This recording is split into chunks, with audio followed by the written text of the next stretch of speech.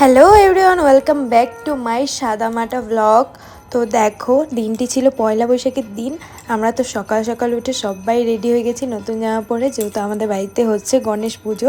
আর প্রত্যেকবারই পয়লা বৈশাখের দিন আমাদের বাড়িতে গণেশ পুজো হয়। আর বাই এনি চান্স যদি মানে পয়লা বৈশাখে না হয়, তাহলে কিন্তু অক্ষয় তৃতীয়াতে হয়। তো দেখো, সকাল সকাল আমাদের বাড়ির পুজো কমপ্লিট হয়ে গেছে। তারপরে আমরা বিকেলবেলা একটু বেরিয়েছিলাম ঘুরতে।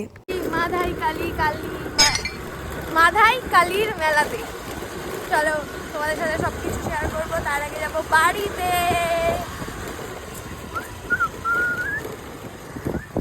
প্রথমেই চলে গেলাম দিনাটার একটা নামকরা মিষ্টির দোকানে, যেখান থেকে মিষ্টি নিয়ে নেব। আর পয়লা বৈশাখের দিন বাড়িতে মিষ্টি ছাড়া তো যাওয়াই যাবে না।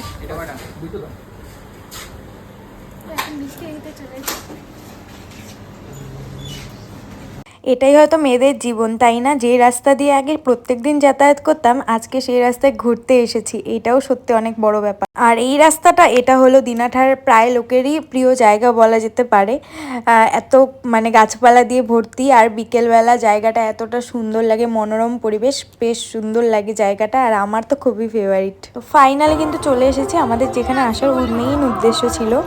চলো গাইস, আমরা চলে এসেছি মাধাই খাল কালীবাড়িতে। চলো যাওয়া যাক।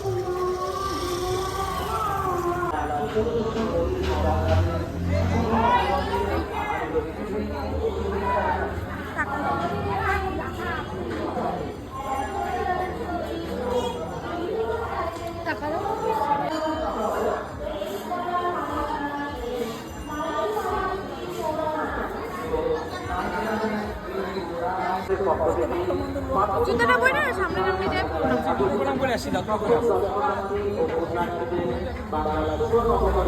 এই মেলাটা যে হয় এখানে প্রত্যেক মঙ্গলবার শনিবার করে প্রচণ্ড পরিমাণে ভিড় হয়, যেহেতু এখানে বলি হয়। আর হচ্ছে এই মঙ্গলবারে কিন্তু এরকম ভিড় ছিল না, যেহেতু সেদিন বলি স্টার্টই হয়নি। নেক্সট স্যাটারডে থেকে কিন্তু বলি স্টার্ট হয়ে যাবে। তোমরা যারা ভাবছো যে মাধাইখাল কালীবাড়িতে আসবে ঘুরতে, অবশ্যই ঘুরে যাও। আমি বলবো খুব ভালো লাগবে, আর ভীষণই পজিটিভ একটা জায়গা। আর এখানে সত্যি মা আছেন, আমি যেটুকু জানি।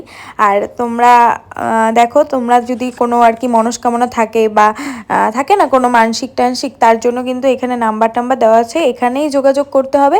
তোমরা চাইলে এই যে দেখো, এই জায়গাটাতে এসে যোগাযোগ করবে। আর তোমাদের দাদাভাই দেখো, জোর করে কিন্তু এত দূর নিয়ে এসেছি। ও কিন্তু এত দূরে কখনোই আসতো না, অনেকটাই দূর আমাদের বাড়ি থেকে।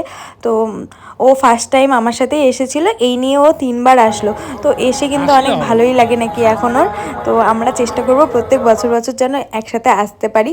আর আগে তো মা বাবা বোনের সাথেই আসতাম।